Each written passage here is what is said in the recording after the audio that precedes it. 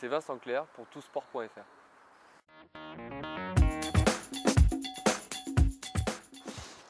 Moi, je crois que c'était des reproches justifiés. Je crois qu'on l'a déjà, nous, on avait un peu honte de ce qu'on avait fait, de la copie qu'on avait rendue.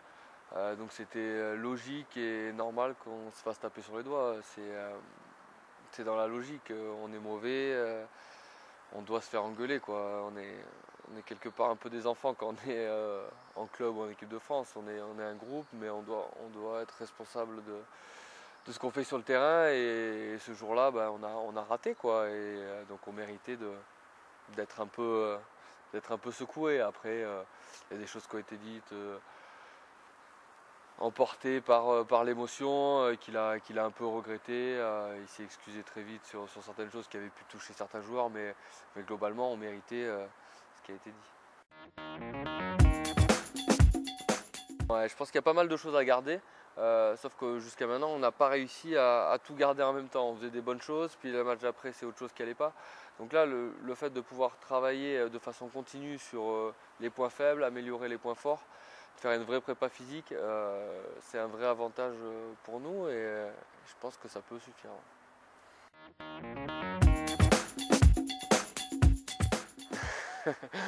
Non, si on pouvait jouer à pas se faire peur, ça serait mieux, mais les saisons. Non, je crois pas qu'il y ait de nonchalance, mais effectivement le problème de ce championnat, c'est qu'il commence début août et qu'il finit au mois de juin et que malheureusement de temps en temps il y a de la fatigue et il y a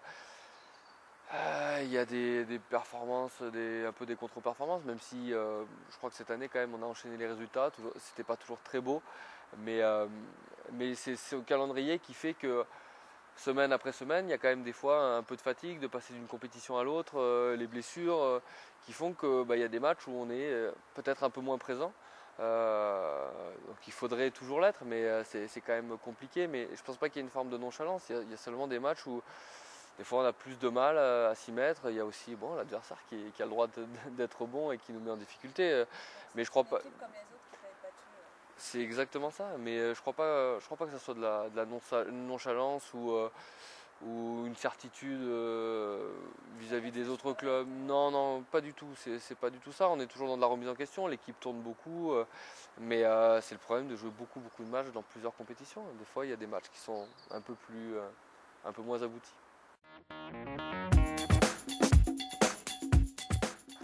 Euh, Disons qu'elle choisirait champion de France parce que je n'ai jamais été sur le terrain.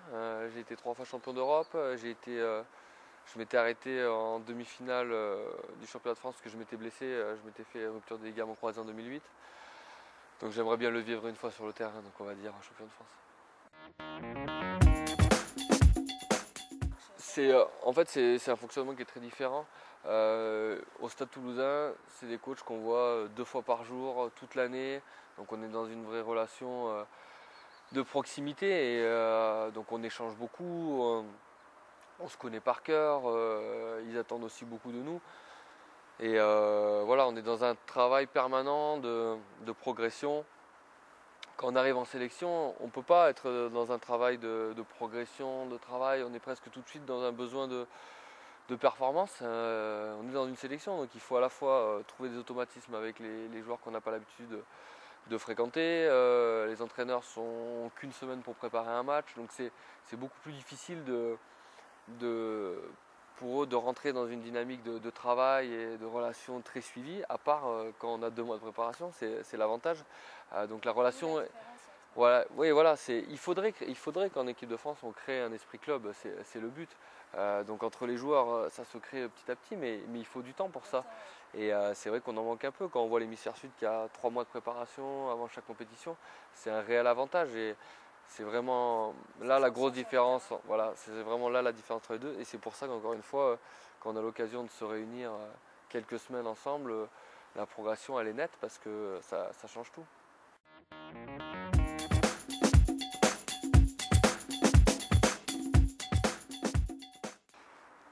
Malheureusement non.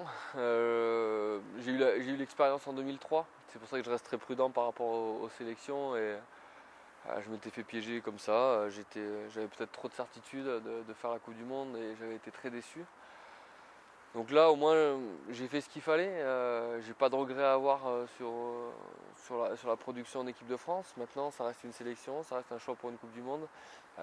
Donc voilà, je préfère prendre un peu de recul, attendre l'annonce, même si j'ai des grosses espérances et une grosse envie d'y être, hein. C'est un vrai objectif. Maintenant, voilà, je garde du recul par rapport à ça et j'attendrai la sélection parce que j'ai pas envie d'être déçu une deuxième fois.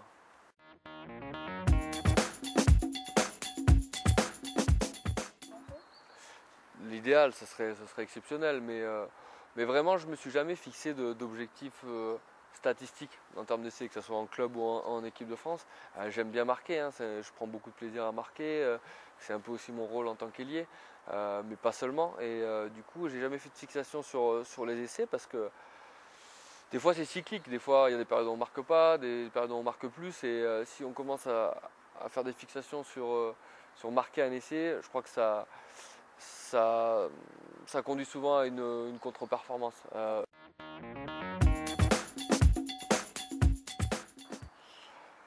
Meilleur, il y en a pas mal. Toutes les premières fois, ça reste des meilleurs souvenirs, je crois. Ma première, ouais, première sélection, même en moins de 21 ans, mon premier match avec Grenoble en Pro D2, mon arrivée au stade, ma première sélection d'équipe de France, mon premier titre. Je crois que les premières fois, elles ont toujours une saveur un peu particulière.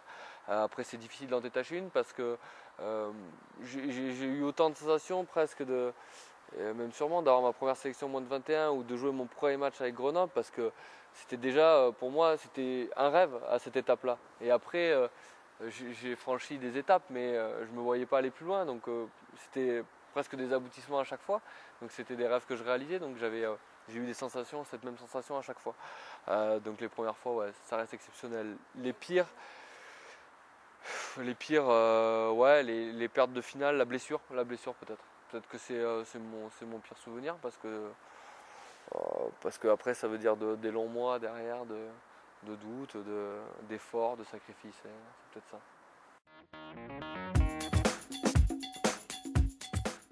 Ouais, c'est capital. Je pense que de créer une vie extra sportive, c'est ce qui se permet d'être encore plus performant sur le terrain parce que je crois qu'on a vraiment besoin de se connaître, d'avoir un certain feeling ensemble pour arriver. On est dans un sport où on a beaucoup besoin de solidarité et de confiance l'un envers l'autre. Et c'est vrai que les relations humaines en dehors du terrain aident beaucoup sur le terrain. Non, pas trop. Je n'ai jamais voulu rentrer dans une démarche de superstition. Après, ouais, il y a une période où j'écoute de la musique. Quand je monte dans le bus, j'aime bien me mettre la musique et me mettre un peu dans la bulle jusqu'à l'échauffement. Donc ça, c'est un truc que je fais systématiquement, écouter la musique avant les matchs.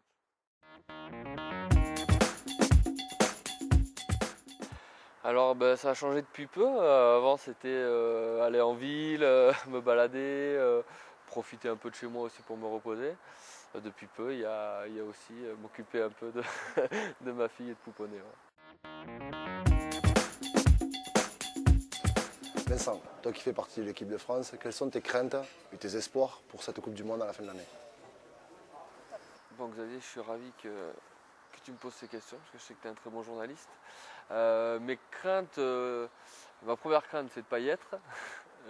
Ensuite c'est qu'on n'ait pas assez de temps pour travailler, même si tu sais comme moi que à chaque fois l'équipe de France elle a souvent été performante en Coupe du Monde parce que justement elle a eu ce temps de préparation qu'on n'a jamais malheureusement. Donc voilà, mes craintes ça pourrait être de manquer un tout petit peu de temps et de ne pas y être surtout. Après j'ai quand même pas mal d'espoir en ce groupe, au potentiel de ce groupe, à cette volonté de bien faire. Et puis tu sais aussi que l'équipe de France, quand elle est sous pression et quand on la dénigre un peu, ben souvent c'est là qu'elle répond le plus présent. Je voulais savoir quel regard tu portais sur ta carrière, qui est loin d'être terminée bien sûr, mais sur ta carrière qui toulousaine depuis le jour où tu es arrivé de Grenoble. Et bien depuis que je suis arrivé et que je t'ai rencontré, que tu m'as mis le pied à l'étrier au Stade Toulousain, ça a pas mal évolué. Je me rends compte que ça passe très vite, ça fait déjà 9 ans, c'est ma 9e saison. Je crois qu'on progresse beaucoup rugbystiquement, humainement, on découvre pas mal de choses. Je me rends compte que ça passe très vite aussi, que j'ai envie d'en profiter. Il me reste peut-être 4-5 ans à jouer et vraiment j'ai rencontré beaucoup de personnes qui m'ont apporté dans plein de domaines. J'ai vraiment pris énormément de plaisir au Stade Toulousain. J'ai aussi trouvé un club où c'est ce que j'espérais, trouver de la stabilité, et, une deuxième famille, parce qu'on passe tellement de temps ensemble que j'avais vraiment envie de vivre dans un club qui privilégie la stabilité et la continuité. Et c'est ce que j'ai trouvé. Et du coup, avec le recul, je me rends compte que j'en fais le bon choix, mais c'est jamais évident de partir. Et finalement, l'intégration dont tu as fait partie a été capitale dans mon évolution au Stade Toulousain. J'ai une petite question. Finiras-tu ta carrière à Toulouse ou rêves-tu de notre championnat ou d'une autre équipe? Alors, j'ai en fait une hésitation. Je suis très bien dans ce club. C'est vrai que ça serait un rêve de finir ici.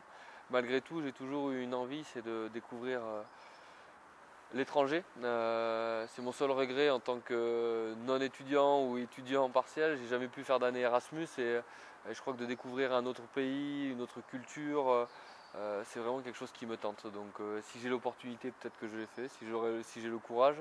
Après, je suis tellement bien ici aussi que j'aurais peut-être envie d'y finir. Donc, mais ça sera sûrement pas dans un autre club en France.